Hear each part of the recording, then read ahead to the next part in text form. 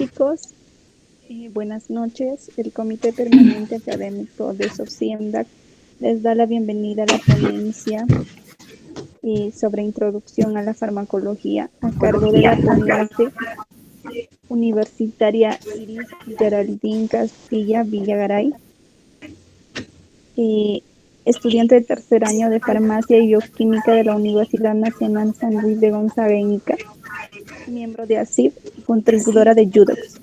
Chicos, antes de comenzar, mencionarles que a la mitad de la ponencia se pasará una palabra clave hasta en 3 oportunidades y al finalizar pasaremos el link del post-test que se desarrollará para el aplicativo Quiz. Bien, chicos, sin más que decir, le damos la bienvenida a la ponente Geraldine. Ya tienes el pase libre para poder comenzar. Muchas gracias. Ok, muchas gracias a ustedes. Chicos, quiero que me digan si es que me pueden escuchar bien. ¿Se me escucha Sí, bien? te escuchamos muy bien. Ok, muchas gracias. Bueno, chicos, buenas noches. Para los que no me conocen, mi nombre es Geraldine Castilla Villagaray. Como lo dijeron en un inicio, soy estudiante del tercer año de la Facultad de Farmacia y Bioquímica en la Universidad Nacional San Luis Gonzaga en Ica. También soy creadora de contenido. Me pueden encontrar en Instagram como Farmaceutis y también tengo Facebook en el cual me pueden encontrar con el mismo nombre. También soy contribuidora de Udocs, en el cual estoy subiendo todos los resúmenes, algunos apuntes, algunos planners de organización, en el cual ustedes los pueden descargar totalmente gratis, chicos. Y bueno, el día de hoy les traigo una ponencia que a veces suena muy complicado la palabra farmacología, pero que si nosotros llevamos la base y lo estudiamos a diario, pues créanme que se les va a hacer más sencillo cuando, por ejemplo, se lleve lo que es farmacología clínica o, por ejemplo, para los chicos que están estudiando farmacia y bioquímica, al igual que yo, cuando llevemos farmacología 2 o estemos en farmacia hospitalaria o en farmacia clínica. Ok, chicos, ahora sí, para iniciar ya con la ponencia, primero quiero hablarles sobre... ¿No se me escucha? ¿Se me escucha, chicos? Sí, te escuchamos, sí, pero hay momentos donde creo que es por la cámara que se pone un poco apresurado la voz. Ah, ya, ok. Ah, ya está bien. Ya, entonces debe ser también de la misma red. Ya, chicos. Entonces voy a empezar a hablar sobre este tema, pero primero quiero hablarle sobre algunos conceptos básicos que son muy importantes saber, chicos, ya que algunos hasta ahora confundimos lo que es droga, lo que es principio activo o fármaco y lo que es medicamento. Sabemos que estos términos no son iguales, chicos, son muy diferentes. Por ejemplo, la droga viene a ser aquella materia prima que puede ser de origen vegetal o de origen animal, el cual puede contener uno o varios principios activos y el cual pues no ha tenido manipulación alguna, salvo la necesaria para su conservación. En este caso encontramos esta planta, que es la Atropa belladona L. L viene del botánico que lo clasificó, en este caso Linneo. La droga en esta planta la vamos a encontrar, por ejemplo, en este caso, en las hojas y en las flores.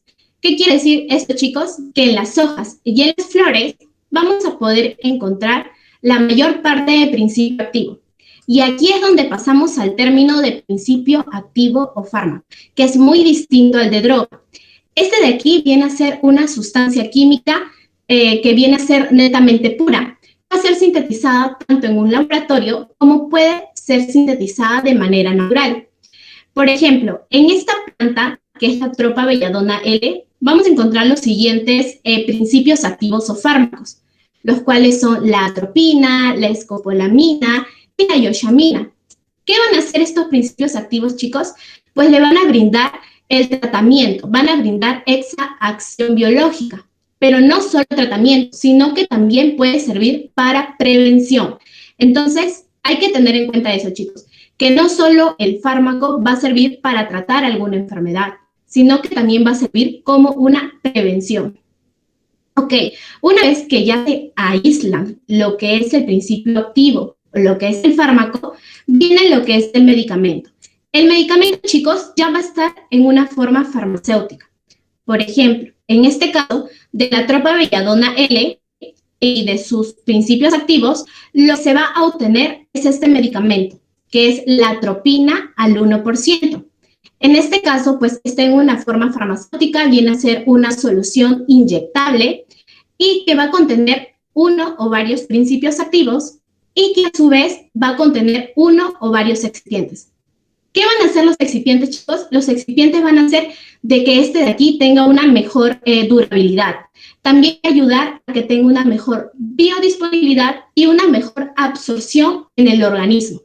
Pero antes de que este medicamento salga al mercado farmacéutico, lo que tiene que hacer es pasar por ciertos parámetros de calidad. ¿Y quién se encarga de esto? Pues se encarga de lo que es la farmacovigilancia. La farmacovigilancia se va a encargar de ver esos ciertos parámetros de calidad, de ver de que el medicamento salga eficaz, seguro y que tenga esa seguridad que le va a brindar al paciente. ¿Para qué? Para evitar la mayoría de los efectos adversos que pueda tener. Y chicos, esto es respecto a los conceptos más básicos que tenemos que tener en cuenta antes de entrar a lo que es la farmacología. Ahora sí, pasamos a lo que es la farmacología. ¿Qué viene a ser la farmacología? Es la ciencia que estudia el origen, las propiedades, las acciones, usos, mecanismos, efectos terapéuticos, efectos adversos que van a ser producidos por los fármacos. En términos más resumidos, la farmacología viene a ser la ciencia que va a estudiar las propiedades y las acciones de los fármacos. Esta aquí va a tener dos ramas principales. ¿Y cuáles son? Son la farmacocinética y la farmacodinámica. Ok, ¿qué viene a ser la farmacocinética, chicos? Acá les he colocado un gráfico para que sea un poquito más dinámico y nos podamos acordar, ya que a veces, si nosotros lo tenemos en teoría, como que se nos hace un poquito más difícil acordarnos. Ok, chicos, la farmacocinética viene a ser lo que nuestro organismo le va a hacer al fármaco. Mientras que la farmacodinámica viene a ser lo que el fármaco le va a hacer a nuestro organismo. Y ahora sí, vamos a hablar de cada uno de estas ramas de la farmacología. Pasamos primero con la farmacocinética, que como les comenté, es lo que nuestro organismo le va a hacer al fármaco. Este de aquí va a tener distintos procesos. Y aquí les he colocado una mnemotecnia para que nosotros nos podamos acordar mejor. La mnemotecnia es LATME. L de liberación, A de absorción, D de distribución, M de metabolismo y E de excreción. Pero ¿por qué, chicos, les coloqué liberación de otro color? Es que hay algunos autores, hay algunos libros que consideran que liberación va a estar dentro de absorción, que este proceso está dentro de absorción. Como también hay algunos autores que consideran que liberación es un proceso farmacocinético aparte. Y aquí les he colocado un gráfico para nosotros poder entender todo lo que viene este proceso farmacocinético. Tenemos el medicamento, va a ingresar lo que es el fármaco, se va a liberar el principio activo. ¿Para qué? Para poder absorberse. ¿Dónde se va a absorber? En el torrente sanguíneo. Tiene que llegar a la circulación sanguínea. Después va a pasar a distribuirse. ¿A dónde se va a dirigir? A todos los compartimientos de nuestro organismo. ¿Para qué? Para pasar a lo que es el metabolismo. ¿Dónde se van a metabolizar la mayoría de los fármacos?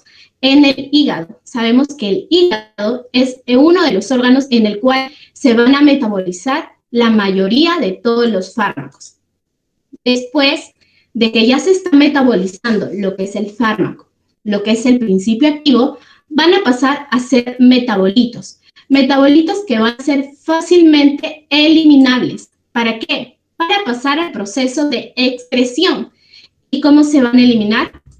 Sabemos, chicos, que van a existir dos vías principales de eliminación. Encontramos la vía renal y la vía biliar. Pero que, sin embargo, van a existir más vías de eliminación que pues se les voy a explicar más adelante. Ok, vamos a hablar del primer proceso farmacocinético. En este caso, viene a ser liberación. Nos dice que la liberación viene a ser el primer paso en donde el medicamento va a entrar al cuerpo va a liberar el contenido del principio activo administrado. Para que se libere, tiene que pasar por estos 3 procesos, lo que es disgregación, disolución y difusión. Y aquí les he colocado un gráfico para poder explicarles mejor. ¿Qué viene a ser la disgregación, chicos? Viene a ser el paso de partículas sólidas, en este caso el fármaco, a partículas más pequeñas. Ese viene a ser el proceso de disgregación. Después de ello viene el proceso de disolución. ¿Qué sucede aquí, chicos? Estas partículas que ya estaban pequeñas se van a convertir en micropartículas. Quieren decir que ya va a estar en forma de soluciones. Este es el proceso más importante, el proceso de disolución. ¿Por qué? Porque de aquí ya va a venir lo que es la absorción, ya que después de esto, en la difusión, estas partículas que ya estaban en forma micropartículas, pues van a ir a los fluidos de nuestro organismo. ¿Para qué? Para pasar directamente a lo que es la absorción. Y aquí les coloqué una notita pequeña, les comenté en un inicio, que algunos autores van a englobar liberación dentro de absorción. Ok, chicos, pasamos al segundo proceso farmacocinético, que viene a ser la absorción. ¿Qué es la absorción? Viene a ser el paso del fármaco una vez administrado hacia el torrente sanguíneo, como podemos observar aquí en los dibujitos que les he colocado para que se pueda entender mejor. Pero esto tiene un proceso, chicos. ¿Cómo es este proceso? Primero, tiene que existir una vía de administración. Una vez que ya se administra el fármaco, viene el proceso de liberación. Es por ello que les comento que algunos autores consideran que liberación va a estar dentro de absorción. Una vez que se libera el principio activo, viene un mecanismo de transporte. Este mecanismo de transporte va a ser de que este fármaco llegue a la circulación sanguínea, llegue al torrente sanguíneo. Entonces tiene que atravesar esa bicapa lipídica, esa membrana. Pero aquí les he colocado no vía intravenosa. ¿Y por qué, chicos? Porque la vía intravenosa no se considera dentro del proceso de absorción. ¿Por qué? Porque sabemos que por la vía intravenosa el medicamento ya va a ingresar directamente al torrente sanguíneo. No va a pasar por todo este proceso que podemos observar aquí, que tiene que pasar por un proceso de aireación, un mecanismo de transporte. No, la vía intravenosa no va a pasar ese proceso. Es por ello que si les preguntan si la vía intravenosa pasa por este proceso de absorción, la respuesta es que no. ¿Y por qué? Porque va a llegar directamente al torrente sanguíneo. Ok, pero van a existir factores que van a influir en la absorción del fármaco en nuestro organismo. ¿Y cuáles son estos factores, chicos? Vienen a ser las vías de administración, las características físico-químicas del fármaco, las características de la forma farmacéutica y los mecanismos de transporte. Ok, vamos a pasar a lo que es las vías de administración.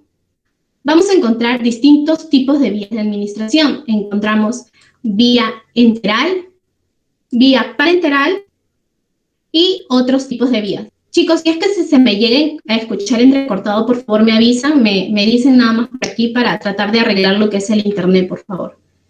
¿Pero se escucha hasta bien?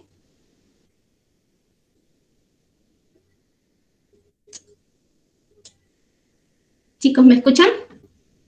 Sí, se escucha bien. Sí, Ay, se okay, escucha. gracias. Yo también te escucho Ya, bien. ok. ¿Se escucha? Sí, se escucha. Ya, bueno, ahora sí, chicos.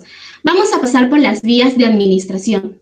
Encontramos la vía enteral, la vía parenteral y otros tipos de vías. En la vía enteral, pues vamos a encontrar lo que es la vía oral, la vía sublingual y la vía rectal. En la vía parenteral vamos a encontrar la vía intravenosa, la vía subcutánea, la vía intramuscular y la vía intraarterial.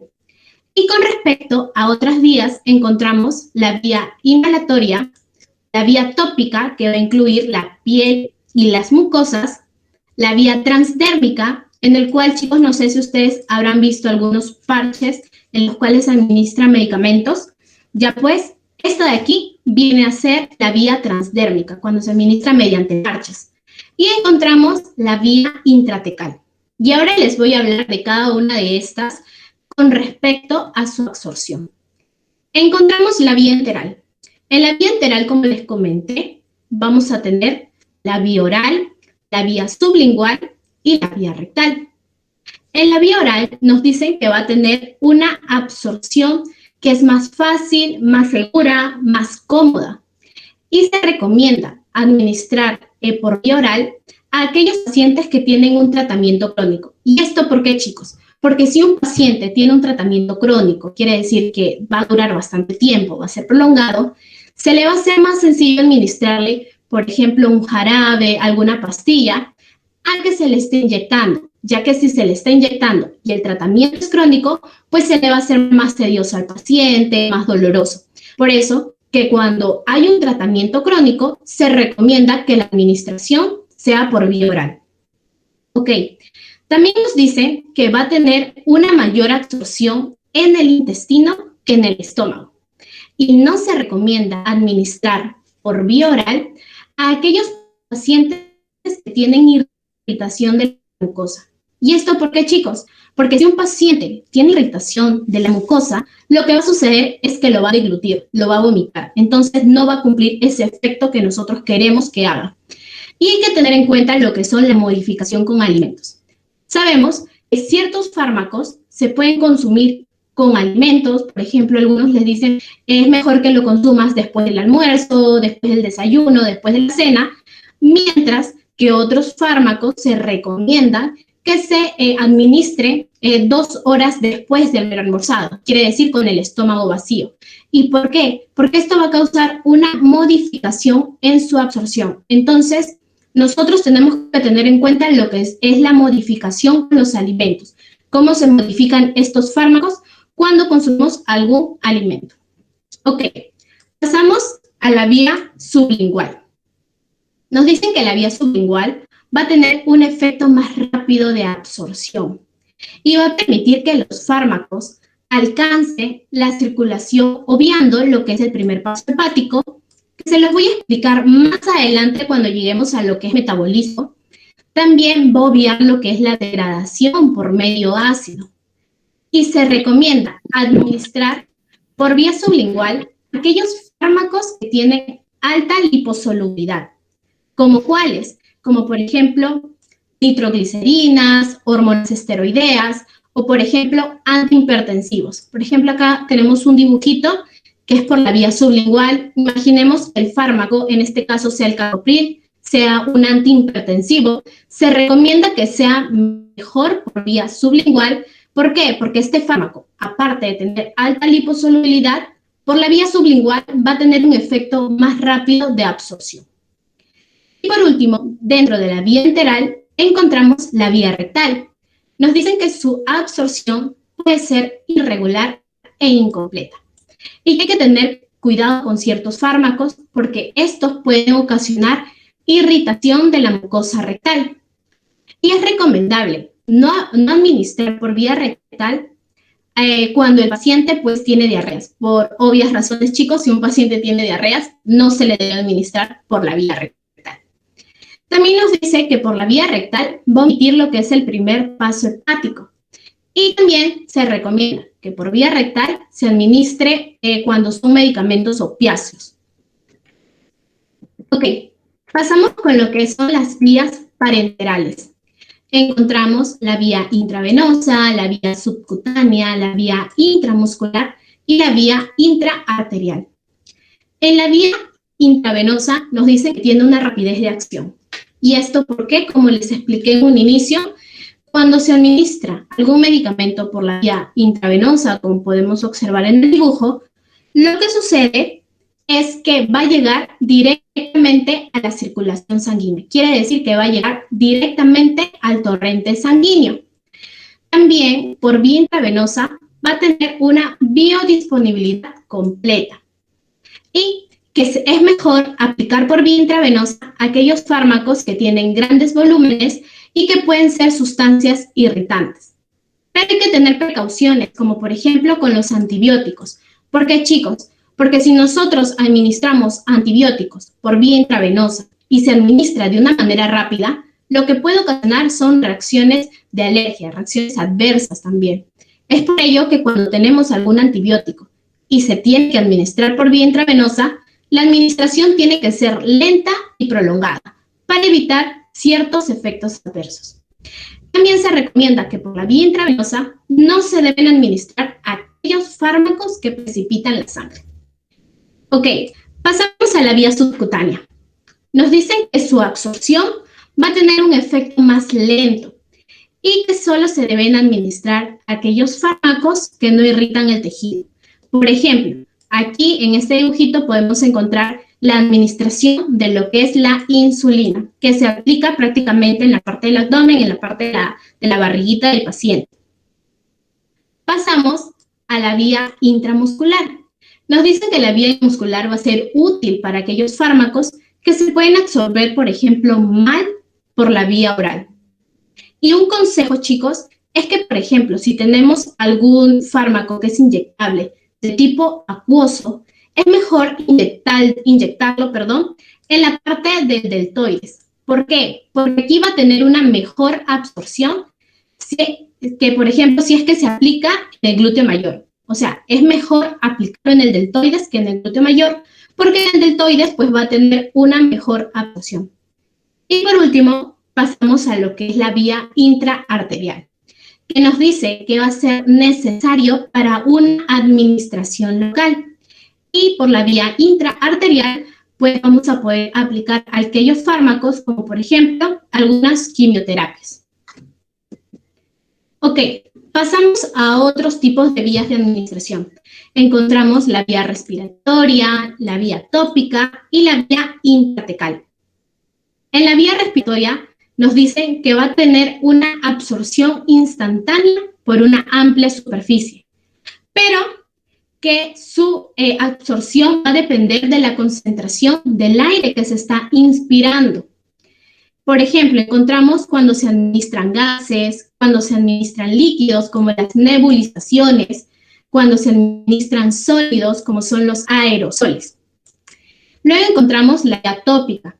En este caso van a estar incluidas la vía cutánea, la vía conjuntival y la vía genitourinaria. Por ejemplo, en la imagen viene a ser una vía conjuntival. En este caso, su absorción va a depender de la propia mucosa. Y en la vía intratecal nos dicen que son para fármacos que atraviesan mal la barrera hematoencefálica. Y lo que nosotros queremos cuando aplicamos algún medicamento por la vía intratecal, lo que queremos es obtener altas concentraciones en el sistema nervioso central. Pero sin embargo, chicos, esto va a tener un gran riesgo de neurotoxicidad y también un gran riesgo de reacciones adversas. Es por ello que cuando se aplica por vía intratecal, pues hay que tener mucho cuidado. Ok, chicos, otro de los factores que influyen en lo que es la absorción vienen a ser las características físico-químicas del fármaco. Ok, aquí les coloqué una pregunta. ¿De qué depende que un fármaco llegue a un compartimiento?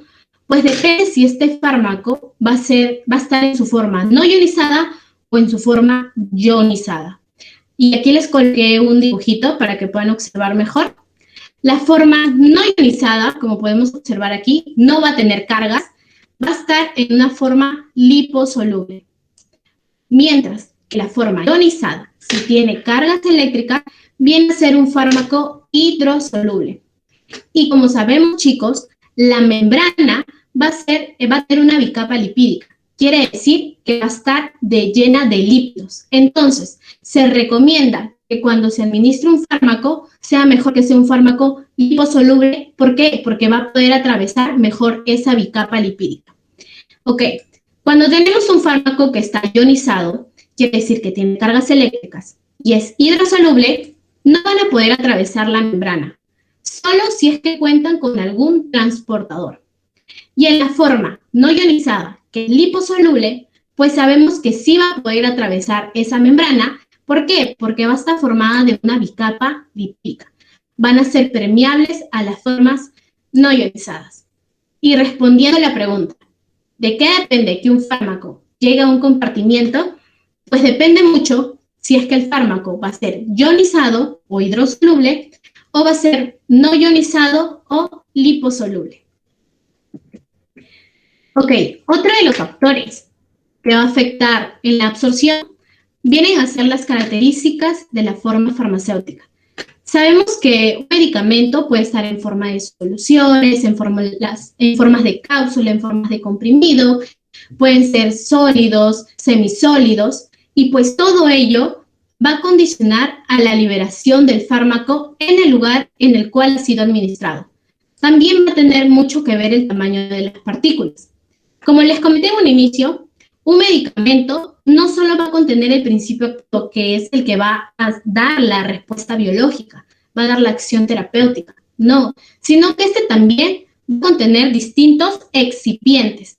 ¿Qué quiere decir ello? Van a ser excipientes que van a ayudar a que tengan una mejor absorción, una mejor biodisponibilidad, pero también va a haber que algunos excipientes pues, pueden disminuir esta absorción en el organismo. Entonces, todo ello, las características de esta forma farmacéutica van a condicionar la liberación del fármaco en el lugar de la administración. Y por último, el último de los factores que va a afectar en el proceso de absorción viene a ser el mecanismo de transporte. Tenemos que saber que existen dos tipos de transporte, el transporte activo y el transporte pasivo. El transporte pasivo va a estar mediado por dos difusiones, difusión simple y difusión facilitada. La difusión simple viene a ser, por ejemplo, tenemos aquí una molécula transportadora, tenemos al fármaco, y esta viene a ser la bicapa lipídica. ¿Cómo sabemos, chicos?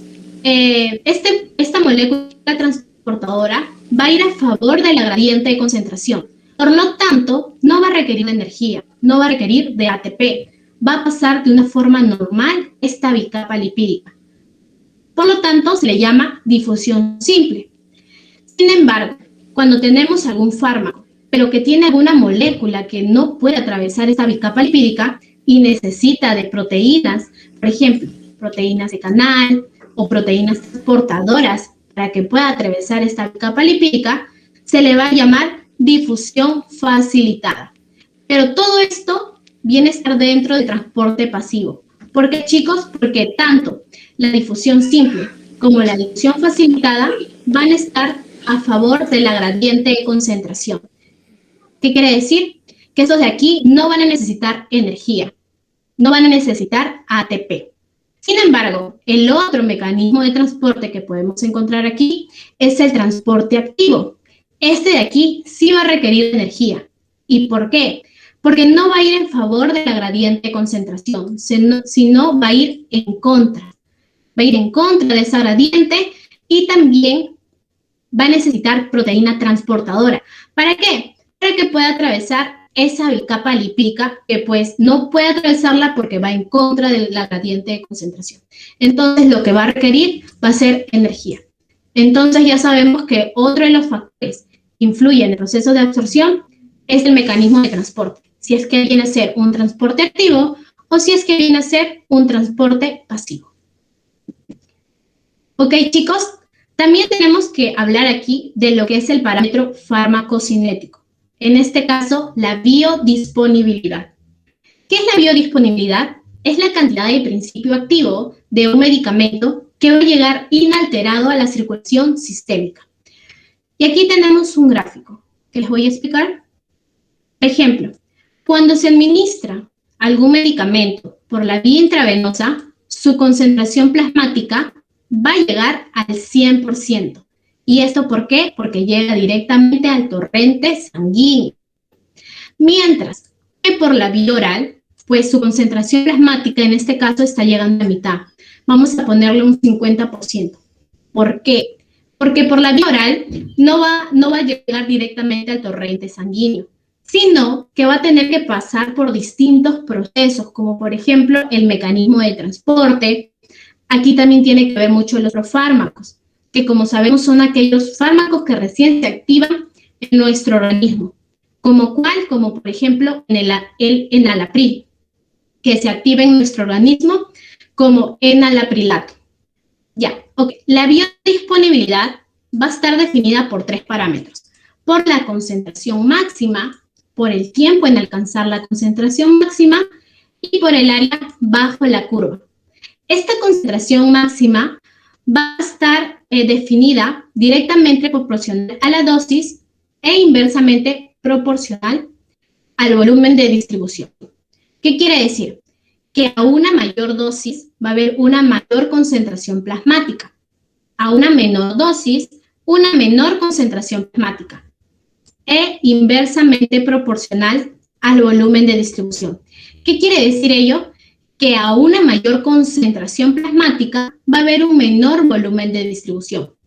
Observamos aquí en el gráfico, en este caso encontramos la concentración máxima, que es la concentración máxima a la cual llega un fármaco y que cumple su efecto, el tiempo en el cual alcanza esa concentración máxima y el área bajo la curva, que esta nos va a definir la representación del fármaco que existe en el plasma sanguíneo.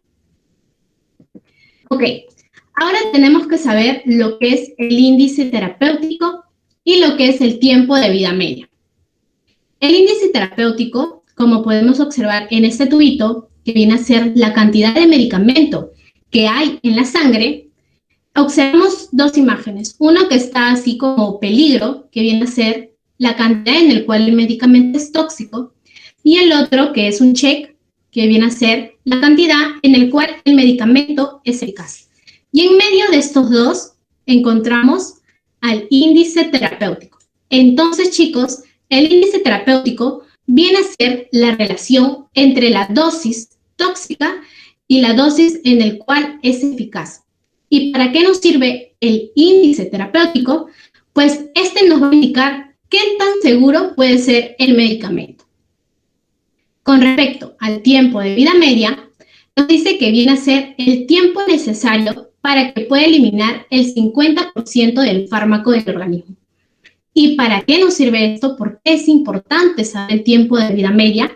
¿Por qué? Porque esto nos va a ayudar a dosificar. ¿Qué quiere decir? Sabemos que algunos fármacos se administran cada 8 horas, cada 12 horas o cada 10 horas. Es un ejemplo. Entonces, ¿por qué sucede esto? Porque cada 8 horas ya se está eliminando el 50% del fármaco del organismo. Entonces, es por ello muy importante saber el tiempo de vida media para poder dar esa dosificación. Ok, vamos a hablar del tercer proceso farmacocinético, que viene a ser la distribución. Nos dice que la distribución va a ser el reparto del fármaco por el organismo, permitiendo su acceso a los órganos donde va a actuar o en el cual este puede ser eliminado. En otras palabras, chicos, la distribución viene a ser ya cuando el fármaco sale del torrente sanguíneo y se va a dirigir a los distintos compartimientos de nuestro organismo. Una vez que el fármaco ya va a penetrar en el organismo, se va a poder distribuir de la siguiente manera. Nos dice que se va a distribuir en el plasma un 6% del peso corporal. En el líquido extracelular se va a distribuir un 20%. En el agua corporal total se distribuye un 60%, mientras que el resto puede quedar secuestrado en un sitio celular. Pero ok, chicos, van a haber factores que van a afectar esta distribución. ¿Y cuáles son? Viene a ser la unión a las proteínas plasmáticas. Sabemos que la principal proteína plasmática, la más importante, viene a ser la albúmina. La albúmina es la proteína plasmática que más abunda. Entonces, como podemos observar aquí, chicos, en el gráfico, vamos a encontrar al fármaco de dos maneras. Una manera puede estar en su forma libre y la otra que puede estar el fármaco unido a una proteína plasmática.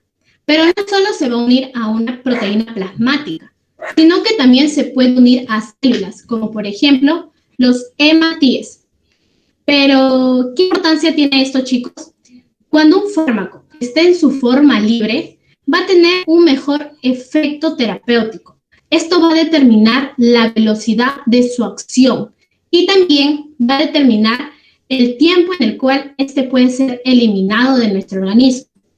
Mientras que el fármaco que está unido a la proteína plasmática, pues va a tener una eliminación más lenta. Va a ser un retardo al eliminarse de nuestro organismo. Ok, pasamos por el otro proceso farmacocinético que viene a ser el metabolismo. El metabolismo viene a ser la transformación bioquímica ya del fármaco que se va a dar mediante reacciones enzimáticas. ¿Qué va a suceder en nuestro organismo? ¿Para qué? Para transformar ese fármaco a metabolitos que puedan ser fácilmente eliminables. Y como les comenté, el principal órgano donde sucede la mayoría del metabolismo de todos los fármacos es el hígado. El hígado viene a ser el principal órgano donde sucede la mayoría del metabolismo de todos los fármacos.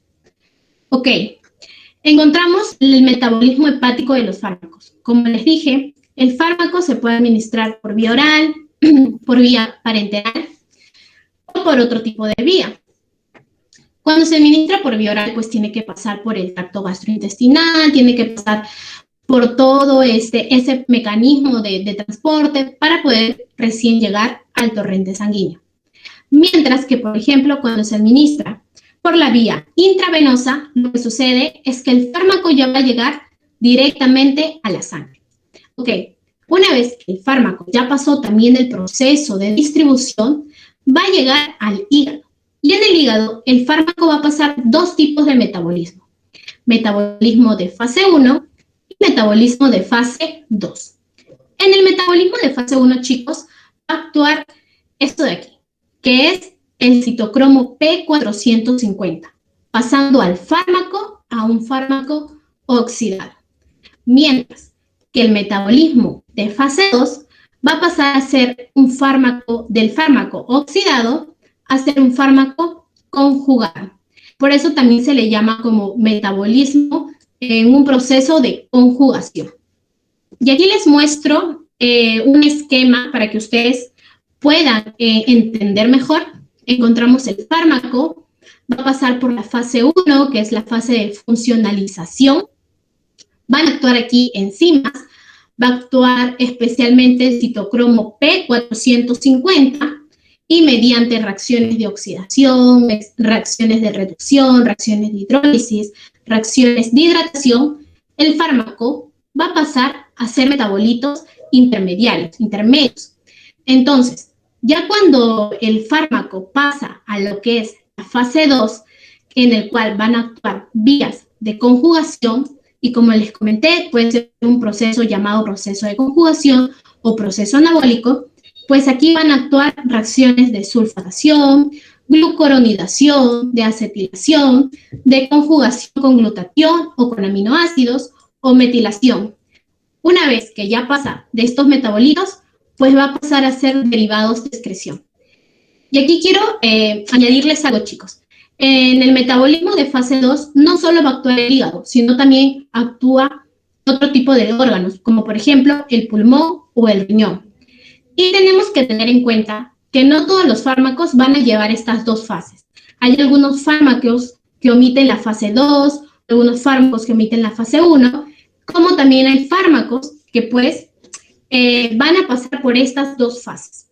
Una vez que ya pasó de metabolitos a derivados de excreción, viene lo que es la eliminación, en el cual va a venir una eliminación hidrofílica, que viene a ser parte del suero, se elimina por el riñón, mediante la orina, y va a haber una parte que va a ser hidrofóbica, en este caso por la bilis, y se va a eliminar mediante las heces.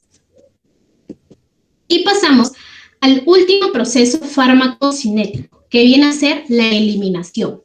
Ok, una vez que ya el fármaco salió del metabolismo, va a pasar, como les comenté, a una parte que es hidrofóbica y una parte que es hidrofílica. Una parte hidrofílica y una parte hidrofóbica. En la parte hidrofóbica, pues se va a ir directamente a la bilis, en el hígado. ¿Para qué? Para ser eliminado mediante las heces. Y en la parte hidrofílica, pues todo lo que tiene que ver con la sangre va a pasar, por ejemplo, a través del riñón para ser eliminado por la orina, puede pasar a los pulmones para que sea eliminado mediante la respiración y también se puede eliminar mediante otros fluidos. Y sabemos que principalmente los órganos de eliminación vienen a ser eliminación renal e eliminación biliar. Vamos a encontrar también otros tipos de eliminación, claro que sí. Encontramos, por ejemplo, por la piel. Por la piel se elimina mediante el sudor. Por los pulmones, pues se elimina mediante la respiración, la expiración. También se elimina mediante la leche materna y también mediante la saliva. Ok, vamos a pasar ya a la otra rama de la farmacología, que viene a ser la farmacodinamia. Y aquí está el dibujito para que se pueda entender de una manera más dinámica, que viene a ser lo que el fármaco le va a hacer a nuestro organismo. Pero ya en términos así teóricos, viene a ser el mecanismo de acción de los fármacos que va a tener lugar en nuestro organismo. Ok, va a existir un proceso farmacodinámico, chicos. ¿Cuál es este proceso? Viene a ser que la farmacodinamia va a estar en relación de la concentración y el efecto. Por ejemplo, que a una mayor concentración va a haber un mayor efecto terapéutico. A una menor concentración, un menor efecto terapéutico. Ok, el mecanismo de acción de los fármacos puede ser de dos maneras. Puede ser específico o puede ser inespecífico. El mecanismo de acción específico tiene que ver en la unión del fármaco con el receptor u otra diana molecular. Entonces, cuando hay una interacción fármaco-receptor, acá ya está la unión fármaco-receptor, lo que va a hacer es brindar una respuesta biológica. Quiere decir que ya va a haber una acción terapéutica. Mientras que el mecanismo de acción inespecífico, pues no va a tener que ver con los receptores, sino que va a tener que ver con las características físico-químicas del fármaco. Ok, tenemos que saber que para que el fármaco tenga esa respuesta biológica, se tiene que unir a ciertos blancos de acción, a ciertas dianas moleculares. Y pues no solo se va a unir a receptores, sino que también va a tener otros tipos de blancos de acción. ¿Cuáles son? Por ejemplo, canales iónicos, enzimas o transportadores. Entre los receptores a los cuales se puede unir un fármaco, vamos a encontrar receptores acoplados a proteínas G. También encontramos receptores acoplados a quinasas. Y por último, receptores nucleares. A todos estos receptores los fármacos se pueden unir. Y estos van a tener un mismo fin. ¿Cuál es? Llevar esa respuesta biológica, tener ese efecto celular. También se puede unir a canales iónicos, ¿como cuáles? Como sodio, potasio, cloro o calcio. Y aquí también podemos ver que se puede unir a canales iónicos acoplados a ligandos. Y otro de los blancos de acción, pues son las enzimas y los transportadores. Ok, chicos, tenemos que saber que van a existir dos tipos de fármacos. Fármacos agonistas y fármacos antagonistas. Estos dos van a tener algo en común, como podemos observar aquí. El fármaco agonista se une a su receptor, ¿ok? Se une a su receptor. El fármaco antagonista también se está uniendo a su receptor. Esto es lo que tienen en común, pero se diferencian en algo. Que el fármaco agonista, al unirse a su receptor, va a dar una respuesta biológica. Mientras que el fármaco antagonista, así se una a su receptor, pues va a existir una ausencia de respuesta. Quiere decir, fármaco agonista da respuesta biológica, fármaco antagonista existe una ausencia de respuesta.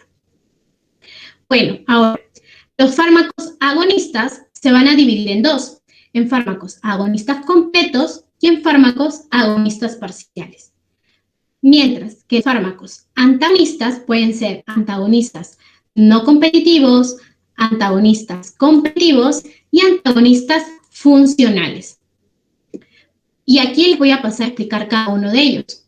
Ok, encontramos los fármacos agonistas. Nos dicen que el agonista completo, al unirse a su receptor, va a tener una actividad intrínseca. ¿Qué quiere decir? Que su actividad intrínseca va a ser igual a 1. Va a ser un 100%. Va a dar un efecto farmacológico adecuado.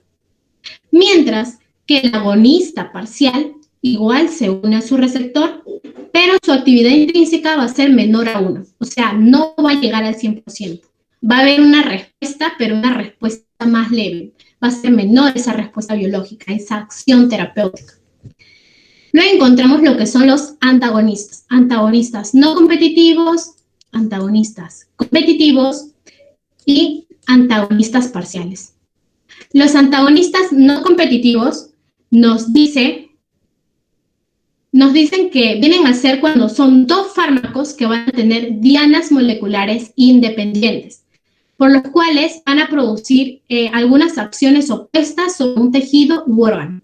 Quiere decir que ya tenemos los fármacos, los cuales tienen su propio receptor, tienen sus propias dianas moleculares, pero que al unirse van a producir acciones opuestas sobre el tejido que tenían que producir esa acción. Estos antagonistas no competitivos lo que va a hacer es que evitan que un agonista que tiene la función de cumplir el efecto farmacológico tenga un efecto, o sea, va a evitar que ese agonista tenga un efecto. Con respecto a los antagonistas competitivos, estos se van a unir con afinidad de manera reversible al receptor, pero va a carecer de una actividad intrínseca. Por eso que alfa nos dice que acá que es igual a 0. ¿Por qué? Porque no va a tener un efecto terapéutico, no va a haber una respuesta biológica. Mientras que el antagonista parcial nos dice que va a actuar sobre un receptor diferente. Da una respuesta que va a interferir o va a impedir a la del principio activo principal. O sea, quiere decir que ese fármaco se va a unir al receptor, pero va a ser un receptor diferente. Por lo tanto, no va a cumplir con la función que tenía, sino va a dar otra respuesta que es distinta a la que tenía principalmente. Ok, chicos, y ya por último, para ya terminar con la ponencia, tenemos que saber que todo fármaco va a tener efectos adversos. La mayoría de los fármacos tienen efectos adversos. ¿Qué vienen a hacer estos efectos adversos, chicos? Vienen a ser estos efectos no deseados de un fármaco, que van a provocar malestar o que pueden resultar peligrosos. Y aquí encontramos las RAM, las reacciones adversas medicamentosas. Vamos a encontrar que las RAM pueden ser de tipo A, tipo B, tipo C, tipo D y tipo E. Las RAM de tipo A dice que estas reacciones van a estar relacionadas a la acción farmacológica del fármaco. Van a ser predecibles y son comunes, como por ejemplo, que se produzca hipoglucemia al administrar insulina. Sabemos que la insulina se administra para regular el nivel de azúcar en sangre. Entonces, normalmente esto se administra con los pacientes diabéticos, ¿verdad? Pero sucede de que a veces cuando se administra insulina, uno de sus efectos adversos es que suceda hipoglucemia. ¿Qué quiere decir hipoglucemia? La disminución de azúcar normal en sangre. Entonces, este es un efecto que se predice, que sabemos que sucede cuando se administra insulina, entonces son comunes y se pueden tratar. Tenemos las RAM de tipo E. Estas de aquí no van a estar relacionadas a la acción farmacológica del fármaco. Van a ser impredecibles, son de baja incidencia y pueden ser graves, como por ejemplo, que suceda anafilaxia al administrar penicilina. Encontramos las RAM de tipo C. Estas de aquí van a estar relacionadas al uso prolongado de ese fármaco y que generalmente son predecibles, como por ejemplo, el uso prolongado de corticoides, quiere decir de aquí de meses a años, provoca lo que es el síndrome de Cushing, que se caracteriza, por ejemplo, porque el paciente tiene presión arterial alta, uno de lo que nosotros podemos observar es que van a tener estrías, va a tener obesidad. ¿Y por qué sucede eso? Porque el paciente está tomando una gran cantidad de corticoides en un largo plazo, un plazo muy prolongado. Por ejemplo, ahora último hemos podido observar que con el tema del COVID, pues varios pacientes, varias personas se han estado automedicando, consumiendo lo que son dexametasona, prednisona, que vienen a ser corticoides, y que pues sabemos que a la larga, pues esto puede traer lo que es el síndrome de Cushing. Es por eso que nosotros, como futuros profesionales de la salud, tenemos que aconsejar a las personas que no se automediquen. No es buena la automedicación. Bueno, ahora, prosiguiendo, encontramos el tipo D. Estas de aquí nos dicen que van a ser diferidas o retardadas. Quiere decir que al inicio del tratamiento no se van a notar estos efectos adversos, pero después ya de un largo tratamiento recién se van a notar estos efectos adversos, como por ejemplo que de carcinogenicidad o teratogenicidad por la administración de quimioterapéuticos. Y por último, encontramos efectos adversos de tipo E. Esto se debe a la supresión o al cese de uso de un fármaco. Por ejemplo, que se dé lo que es la ansiedad cuando se suprime el uso de ansiolíticos. Esto se llama más que todo, chicos, un efecto rebote. Entonces, al paciente que se le prescribía lo que eran ansiolíticos para tratar la ansiedad y al quitarle esos ansiolíticos de una manera así, ya en el mismo momento, ya decirle, no, desde ahora no vas a tomar ansiolíticos, lo que va a hacer es que va a tener ese efecto rebote. En vez de tratar su enfermedad de ansiedad, pues va a hacer que aumente ese problema. Ok, chicos, esto es un resumen para explicarles todo lo que he podido en el día de hoy darles en esta ponencia. Encontramos el fármaco, pues ya va a ingresar a nuestro organismo, sucede la primera fase farmacocinética, viene la liberación del principio activo, la disgregación, la disolución y la difusión de ese principio activo. Una vez que el fármaco está disponible para la absorción, quiere decir que tiene una disponibilidad farmacéutica, pasa a una segunda fase farmacocinética, en el cual actúa el ADME, absorción, distribución, metabolismo y excreción. Ok, después de ello ya el fármaco va a estar disponible para la acción. ¿Qué quiere decir? Que va a tener una disponibilidad biológica. Va a pasar a una tercera fase farmacodinámica, en el cual va a haber una interacción del fármaco con el receptor. ¿En dónde? En el tejido blanco. ¿Y qué es lo que produce esto, chicos? Produce lo que es el efecto farmacológico, da esa respuesta biológica, el efecto terapéutico. Ok, chicos, esto ya es todo con respecto a la ponencia del día de hoy. Quiero darle muchas gracias por su atención. Quiero agradecerle también a los organizadores del día de hoy que me dijeron para brindarles esta ponencia. Espero hayan aprendido un montón. Si tienen pues alguna duda, ahí les dejo mi Instagram. Me pueden encontrar como Farmaceutis. También tengo este contenido en Udocs, el cual ustedes pueden ir descargándolo gratis. Hay planners diarios de organización. Y algo que les quiero recordar, chicos, que lo único imposible es aquello que no intentan. Entonces, si ustedes tienen una meta, tienen algún sueño, algo que ustedes quieran realizar, háganlo, chicos, no se detengan, tienen que intentarlo y van a ver cómo eso les va a dar frutos. Y pues la frase que yo siempre digo, con todo menos miedo. Muchas gracias. Muchas gracias por la ponencia. Los chicos nos piden cómo obtener las diapositivas. Sí, yo se las puedo compartir a ustedes y ya ustedes normal se las comparten a ellos. ¿Y alguna bibliografía que pueda recomendar? Yo lo saqué del libro de Goodman, de farmacología, y también de Flores, también lo saqué de ahí. Muchas gracias, Geraldina, por la ponencia. La verdad nos encantó mucho. Chicos, Gracias si tienen a ustedes. dudas, por favor escríbanle a la ponente por interno a su Instagram. Ya lo publicó hace un momento. Y también les agradecemos mucho su participación. Geraldine, unas últimas palabras, por favor. Pues quiero darle las gracias, chicos, a todos los que han podido participar de esta ponencia. Gracias a ustedes, los organizadores. Sociedad, por permitirme dar esta ponencia, por invitarme a darla. Y pues chicos, como les comenté, si tienen alguna duda, pues pueden inscribirme por mi Instagram, ahí les voy a pasar todos los datos y las diapositivas se las voy a pasar a los organizadores de la ponencia para que ustedes puedan, tenerlo ahí a la mano y puedan estudiarlo.